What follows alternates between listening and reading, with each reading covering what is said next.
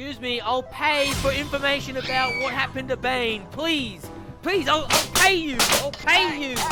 Take my money, please. That didn't work. Oh, it worked, and I know exactly who betrayed us.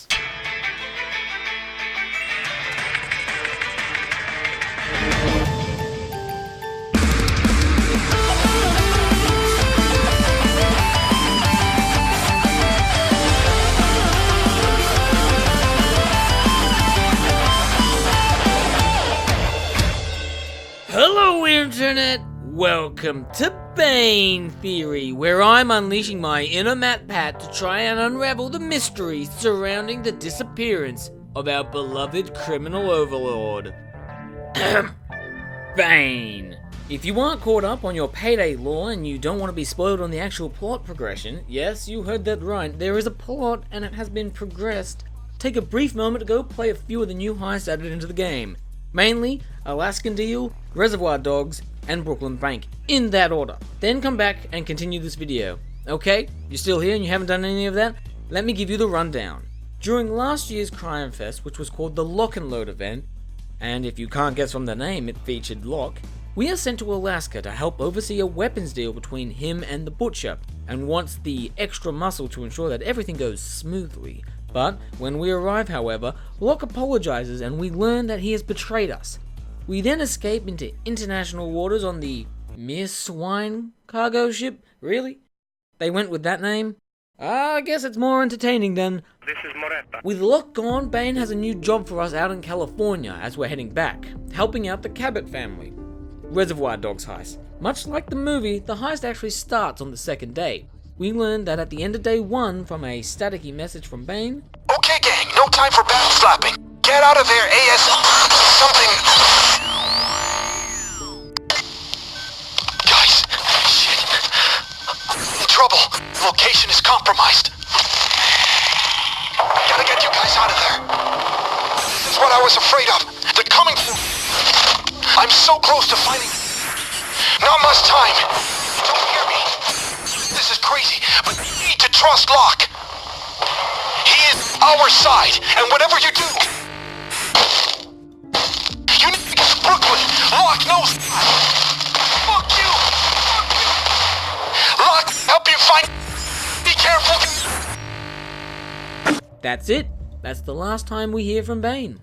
Day 2 actually has Locke directing the gang and trying to get them out of the situation. With BAIN gone, Locke directs us to hit the Brooklyn Bank and get an item BAIN was after, and Locke explains and speculates what happened to BAIN.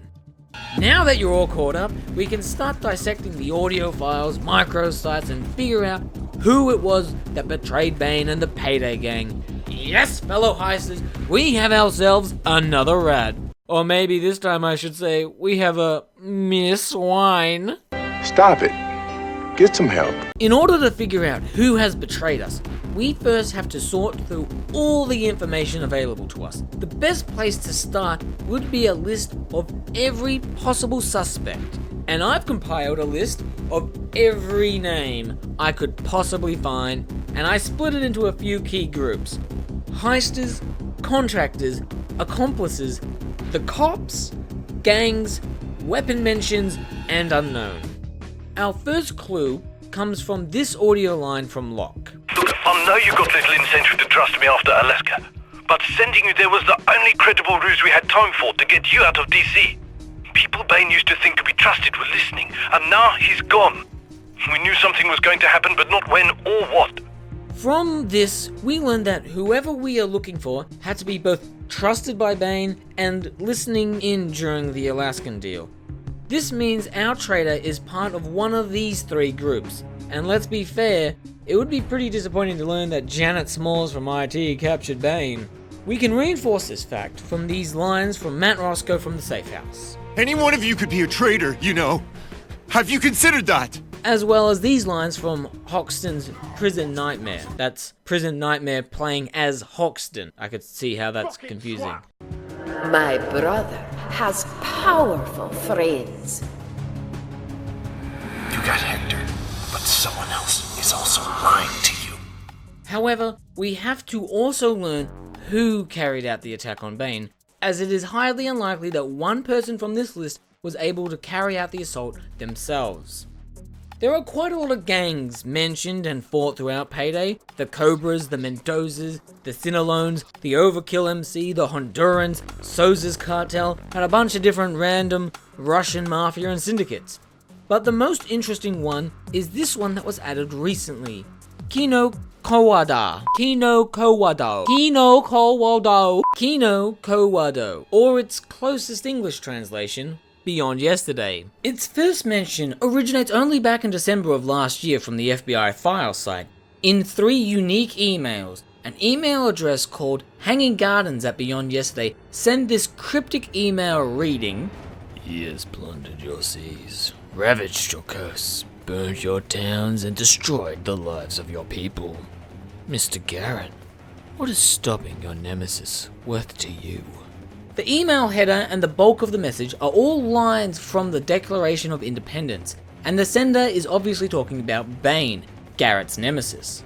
In the following email, the same user sends a message in the form of an image, written in Suniform, that reads: "From the hill to the path of the river, to the crossing of the honored dead at rest, you will find a place of reckoning." In the final email that we see is sent by a different user, Emikar at Beyond Yesterday, with another encoded message that reads: "The Watcher has fallen. His end will be delivered." The Watcher clearly referring to BAIN himself. From this we can gather that whoever Beyond Yesterday is, they have carried out the assault on BAIN, and whoever betrayed the Payday gang has ties with them. The other question is, why would another organization carry out such an attack? Well, for starters, let's take a look at all the other gangs we've encountered. Now, let's put all the leaders we know next to them. Out of all those, Hector Chavez?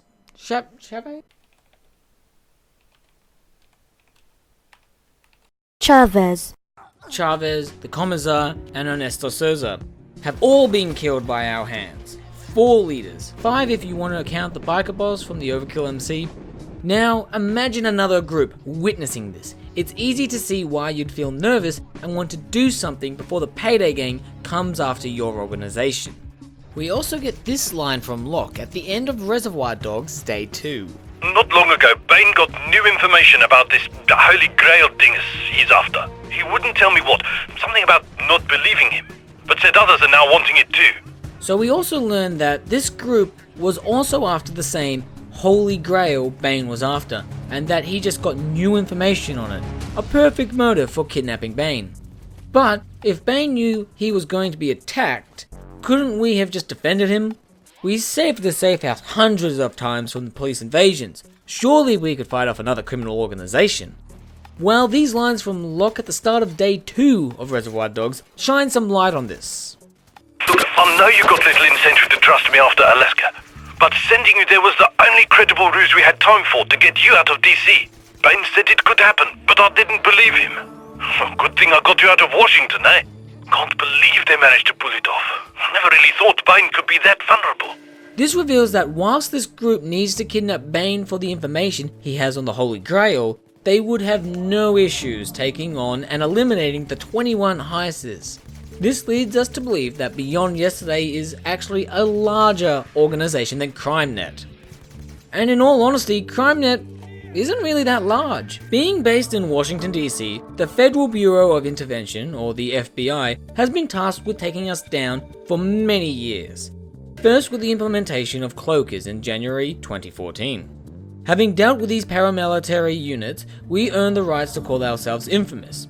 The following month, the FBI outsourced some units from private security firm GenSec. This was the Death Wish difficulty update and introduced GenSec Elite and Skulldozers.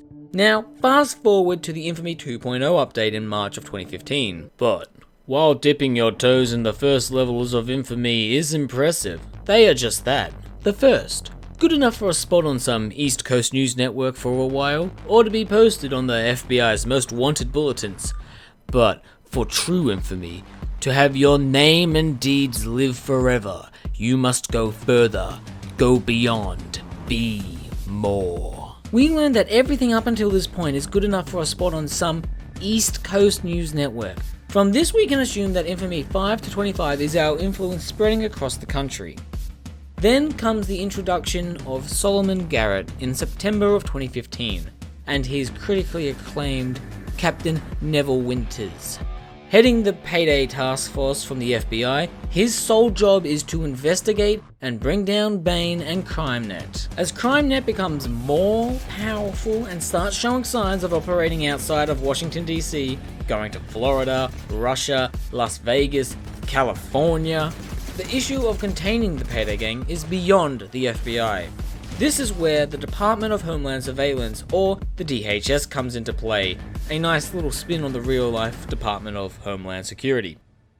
Bringing their 4C, the ZEAL team, to take care of the Payday gang, this is obviously the introduction of the one-down difficulty.